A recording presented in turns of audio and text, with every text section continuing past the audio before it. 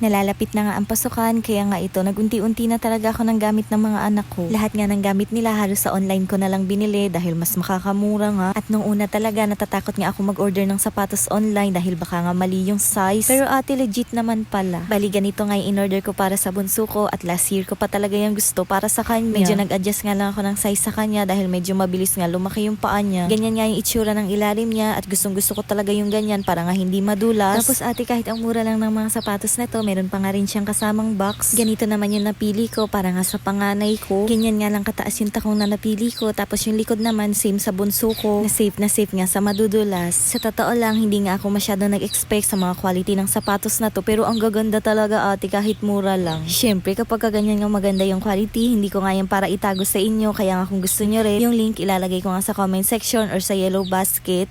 Nalalapit na nga ang pasukan, kaya nga ito, nagunti-unti na talaga ako ng gamit ng mga anak ko. Lahat nga ng gamit nila halos sa online ko na lang binili dahil mas makakamura nga. At nung una talaga natatakot nga ako mag-order ng sapatos online dahil baka nga mali yung size. Pero ate, legit naman pala. Bali ganito nga yung in-order ko para sa bunso ko at last year ko pa talaga yung gusto para sa kanya. Medyo nag-adjust nga lang ako ng size sa kanya dahil medyo mabilis nga lumaki yung paa niya. Ganyan nga yung itsura ng ilalim niya at gustong gusto ko talaga yung ganyan para nga hindi madulas. Tapos ate, kahit ang mura lang ng mga sapatos na to, meron pa nga rin siyang kasamang box. Ganito naman yung napili ko para nga sa panganay ko. Ganyan nga lang kataas yung takong na napili ko. Tapos yung likod naman same sa bunso ko. Na safe nga sa madudulas. Sa totoo lang, hindi nga ako masyado nag-expect sa mga quality ng sapatos na to. Pero ang gaganda talaga ate kahit mura lang. Syempre kapag ganyan nga maganda yung quality, hindi ko nga yan para itago sa inyo. Kaya nga kung gusto nyo rin, yung link ilalagay ko nga sa comment section or sa yellow basket.